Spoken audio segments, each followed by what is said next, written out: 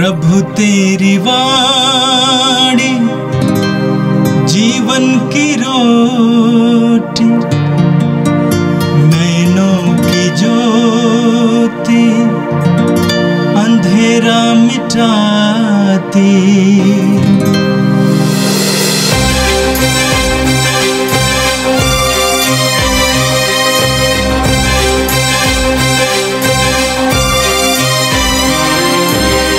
प्रभु तेरी वाणी जीवन की रोटी, नैनों की ज्योति अंधेरा मिटाती। प्रभु तेरी वाणी जीवन की रोटी, नैनों की ज्योति अंधेरा मिटाती। वाणी वाणी वाणी वाणी वाणी पवित्र है, शाश्वत है, जीवन का मन्ना है। 26 जून शनिवार। पहला पाठ उत्पत्ति ग्रंथ अध्याय 18 पद संख्या 1 से 15 तक। क्या प्रभु के लिए कोई बात कठिन है? मैं तुम्हारे पास फिर आऊँगा और सारा के एक पुत्र होगा। मामरे के बलूत के पास दिन की तेज गर्मी के समय अपने तंबू के द्वार पर बैठा हुआ था कि प्रभु उसको दिखाई दिया। इब्राहिम ने आँख उठाकर देखा कि 3 पुरुष उसके सामने खड़े हैं। उन्हें देखते ही वह तंबू के द्वार से उनसे मिलने के लिए दौड़ा और दंडवत कर बोला, हे प्रभु, यदि मुझ पर आपकी कृपा हो तो अपने सेवक के सामने से यूं ही न ओझल हो जाएं। आप आज्ञा दे तो मैं पानी मंगवाता हूँ। आप पैर धोकर वृक्ष के नीचे विश्राम करें। इतने में मैं रोटी लाऊंगा। आप जलपान करने के बाद ही आगे बढ़ें। आप तो इसलिए अपने सेवक के यहाँ आए हैं। उन्होंने उत्तर दिया, तुम जैसा कहते हो वैसा ही करो। इब्राहिम ने तंबू के भीतर दौड़कर सारा से कहा, जल्दी से 3 पसेरी मैदा गूँथकर फुलके तैयार करो। तब इब्राहिम ने डोरों के पास दौड़कर एक अच्छा मोटा बछड़ा लिया और नौकर को दिया, जो उसे जल्दी से पकाने गया। बाद में इब्राहिम ने दूध, दही और पकाए हुआ बछड़ा लेकर उनके सामने रख दिया और जब तक वे खाते रहें वह वृक्ष के नीचे खड़ा रहा। उन्होंने इब्राहिम से पूछा, तुम्हारी पत्नी सारा कहाँ है? उन्होंने उत्तर दिया, मैं तंबू के अंदर हूँ। इस पर अतिथि ने कहा, मैं 1 वर्ष के बाद फिर तुम्हारे पास आऊँगा। उस समय तक तुम्हारी पत्नी के एक पुत्र होगा। इब्राहिम और सारा दोनों बूढ़े हो चले थे। उनकी उम्र बहुत अधिक हो गई थी और सारा का मानसिक धर्म बंद हो गया था। इसलिए सारा हंसने लगी और उसने अपने मन से कहा, क्या मैं अब भी पति के साथ रमण करूं? और मेरा पति भी बूढ़ा हो गया है। किंतु प्रभु ने इब्राहिम से कहा, सारा यह सोचकर क्यों हंसी कि क्या सचमुच बुढ़ापे में भी मैं माता बन नहीं सकती? क्या प्रभु के लिए कोई बात कठिन है? मैं अगले बरस इसी समय तुम्हारे यहाँ फिर आऊँगा और तब सारा के एक पुत्र होगा। सारा ने कहा, मैं नहीं हंसी, क्योंकि वह डर गई। किंतु उसने उत्तर दिया, तुम निश्चय ही हंसी थी। यह प्रभु की वाणी है। संत मत्ती के अनुसार आज का पवित्र सुसमाचार अध्याय 8 वाक्यांश 5 से 17 तक।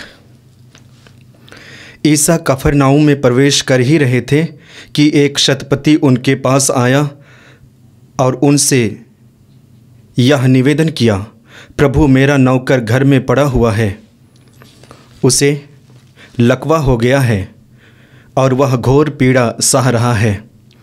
यीशु ने उससे कहा, मैं आकर उसे चंगा कर दूंगा।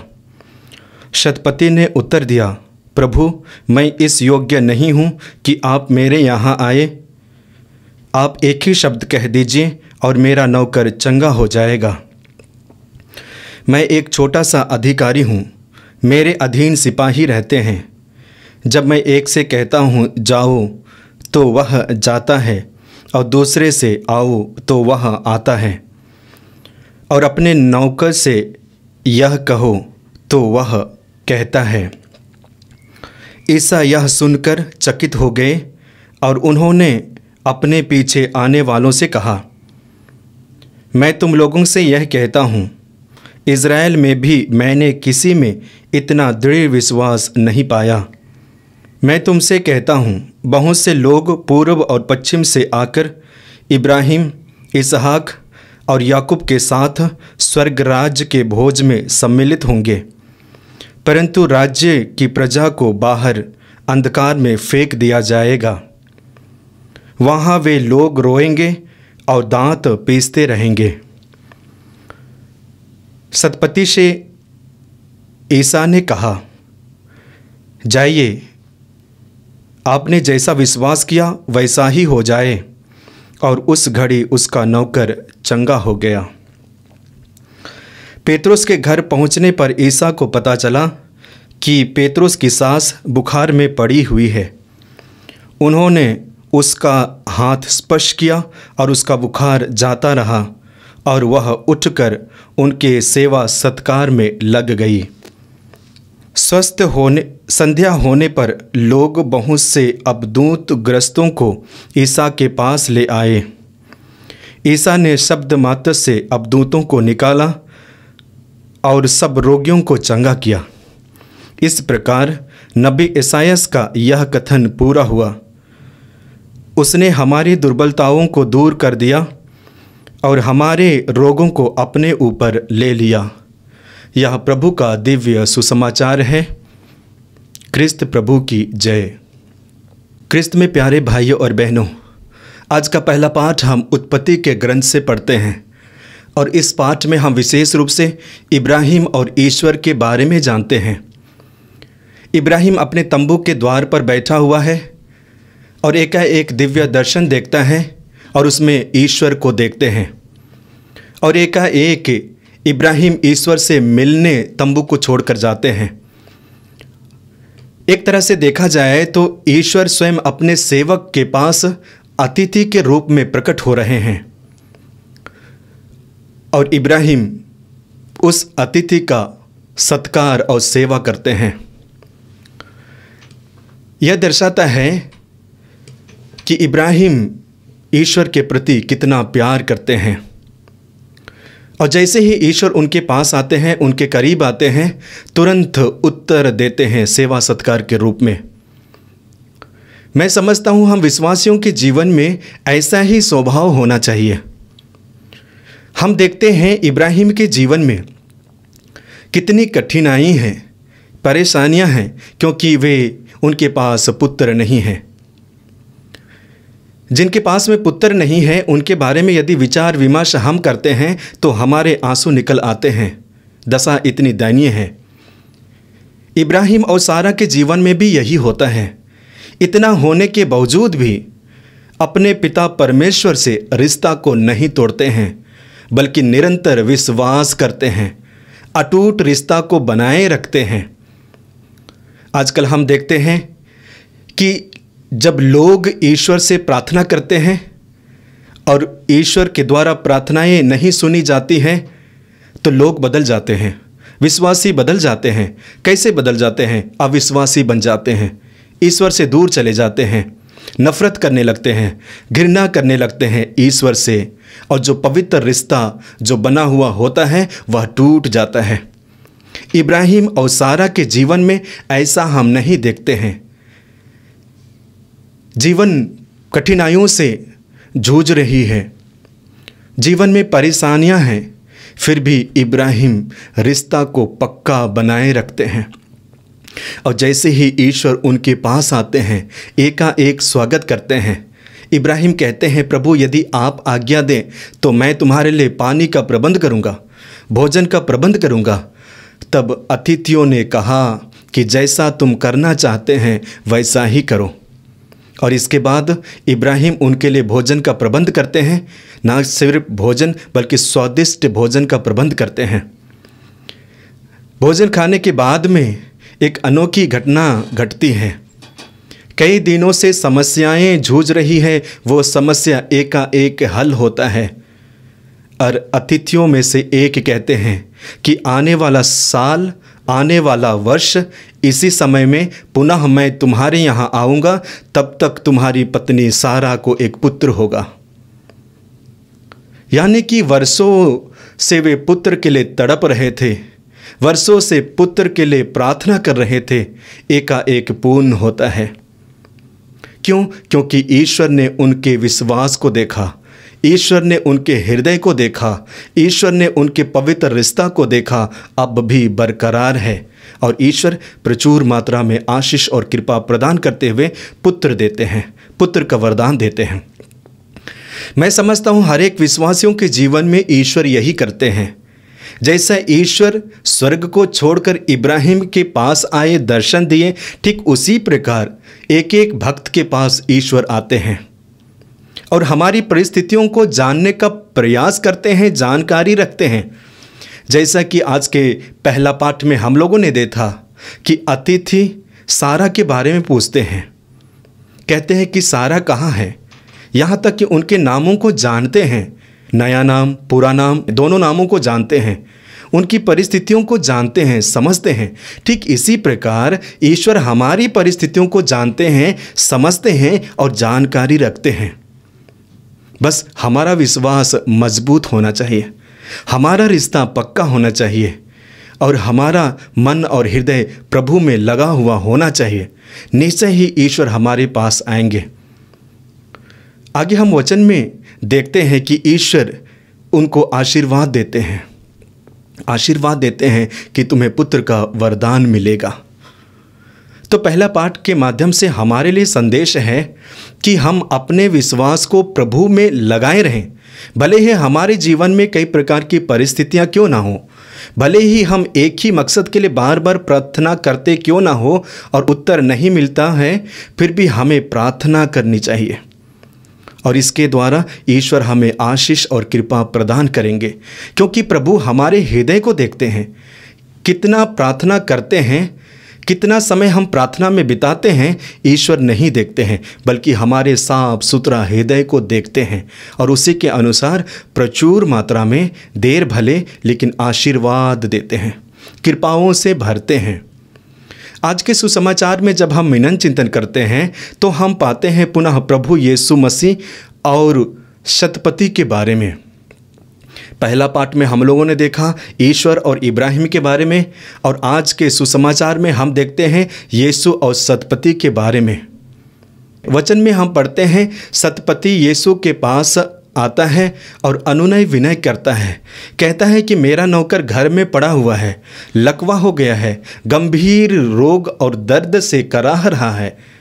तब यीशु ने कहा कि मैं चलूँगा और चंगा करूँगा। प्रभु यीशु मसीह के इस शब्द को सुनकर शतपति कहते हैं, गुरुवर मैं इस योग्य नहीं हूँ कि आप मेरे यहाँ आए, बस एक ही शब्द कह दीजिए और मेरा नौकर जो घर में है स्वस्थ हो जाएगा, चंगा हो जाएगा। एक तरह से क्या दर्शाता है? विश्वास को दर्शाता है। सुसमाचार को हम जब पढ़ते हैं तो हम पाते हैं लोग यीशु के पास आते हैं, रोगी, अशुद्ध आत्मा से ग्रसित, कई प्रकार के समस्याओं से जूझते हुए लोगों को यीशु के पास लाते हैं ताकि यीशु उन्हें स्पर्श करे, ताकि यीशु उन्हें स्पर्श करे और चंगाई दे। इस तरह से हम देखते हैं कि लोग रोगियों को यीशु के पास लाते हैं। और जब आज की घटना के बारे में हम देखते हैं, विशेष करके सुसमाचार में, प्रभु यीशु मसीह को शतपति रोकते हैं और कहते हैं एक ही शब्द कह दीजिए और मेरा नौकर चंगा हो जाएगा। बाइबल में कई सारे ऐसे घटनाएं पढ़ते हैं जहाँ पे लोग यीशु के पास आते हैं और लोग यीशु के पास लाए जाते हैं। मार्कुस के सुसमाचार अध्याय 2 वाक्य 4 में पढ़ते हैं और विशेष करके 1 से आगे हम पढ़ेंगे। वहाँ पे अर्धांग रोगी के बारे में पढ़ते हैं। अर्धांग रोगी गंभीर रोगी है जो चल नहीं पाता है, बोल नहीं पाता है, लेकिन कई सारे लोग उसे ढोकर यीशु के पास लाते हैं। जब यीशु के पास आते हैं तो भीड़ की वजह से यीशु के पास पहुंच नहीं पाते हैं और इसलिए छत से उस व्यक्ति को यीशु के पास लाते हैं। आगे हम वचन में पढ़ेंगे, मत्ती के सुसमाचार अध्याय 4 वाक्य 24 में पढ़ेंगे। वहाँ पे प्रभु यीशु मसीह गांव-गांव, शहर-शहर जाते और लोगों को चंगा करते। अब उनका नाम सारी समरिया में फैल गया।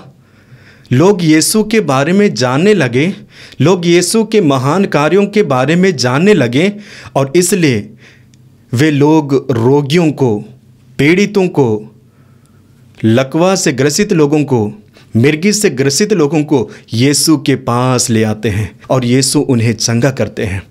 इस तरह से हम वचन में देखते हैं कि लोग यीशु के पास आते हैं और ये लोग यीशु के पास लाए जाते हैं। आगे हम पढ़ेंगे मत्ती के सुसमाचार अध्याय 8 वाक्य 16 में। संध्या हो जाने के बाद बहुत सारे लोग नाना प्रकार के रोगियों को और अशुद्ध आत्मा से ग्रसित लोगों को यीशु के पास ले आते हैं और यीशु शब्द मात्र से अशुद्ध आत्मा को निकालते हैं और रोगियों को चंगा करते हैं। आगे हम वचन में पढ़ेंगे मत्ती के सुसमाचार अध्याय 14 वाक्य 35 और 36 में।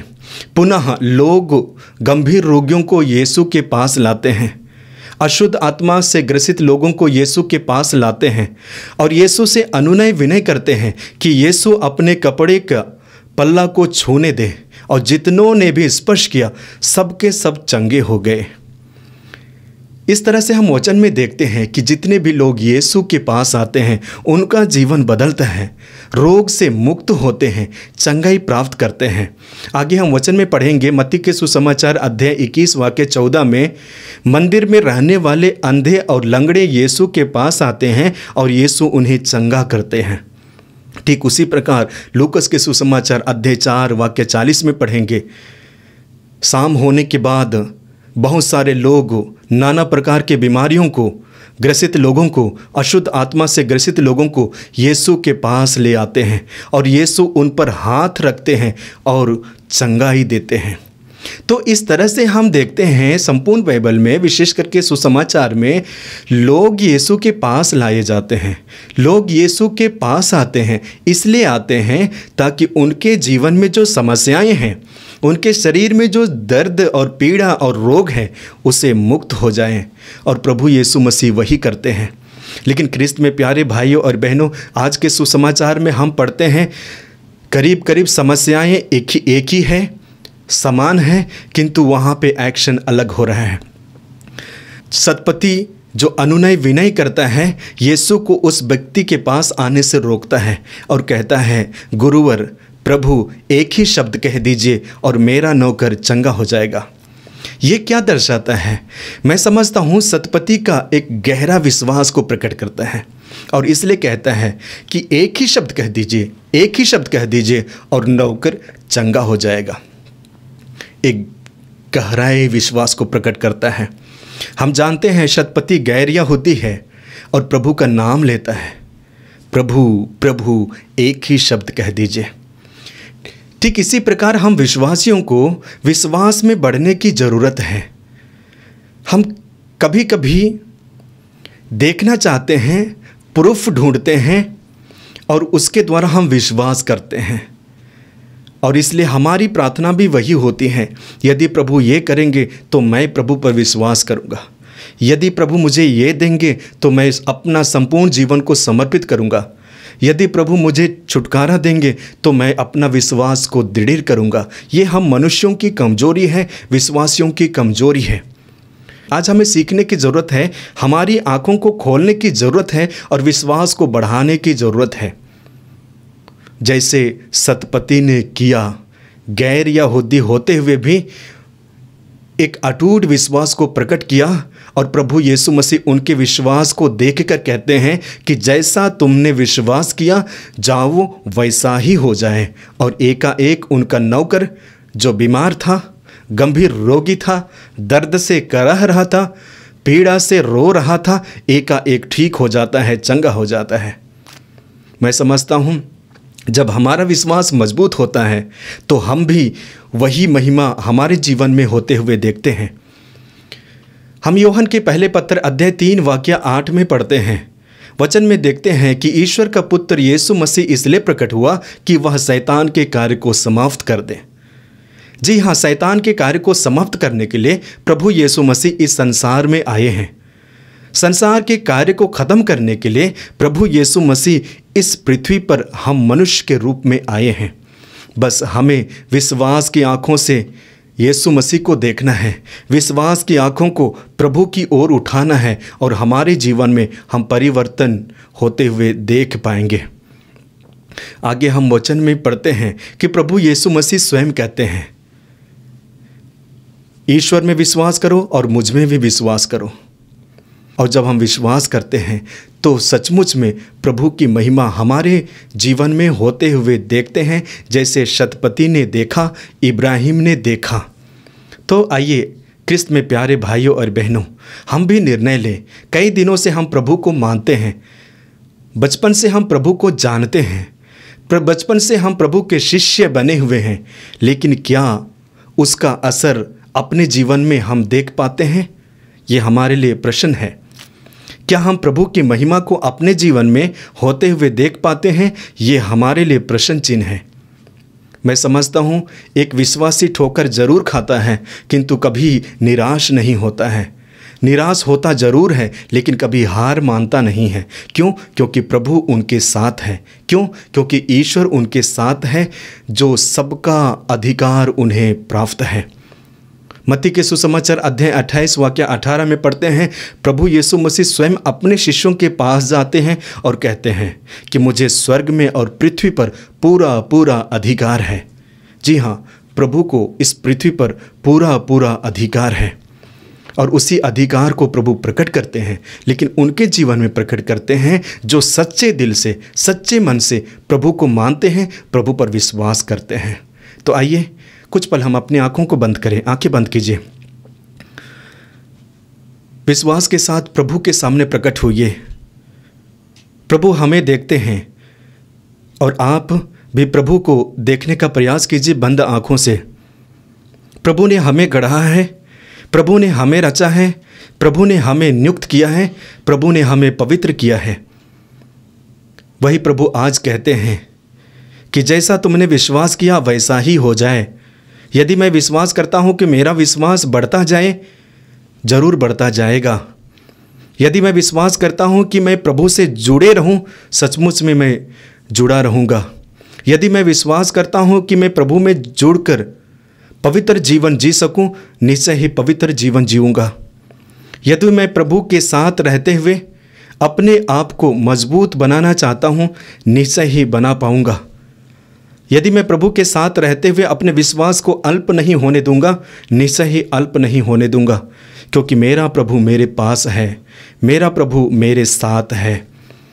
आज हम प्रार्थना करते हैं कि ईश्वर हमारे जीवन में ऐसा होने दे, ईश्वर हमारे जीवन में ऐसा महिमा प्रकट होने दे, ताकि हम ईश्वर के पुत्र होने के बावजूद, ईश्वर के अनुयायी होने के बावजूद हम संसार में ना भटकें।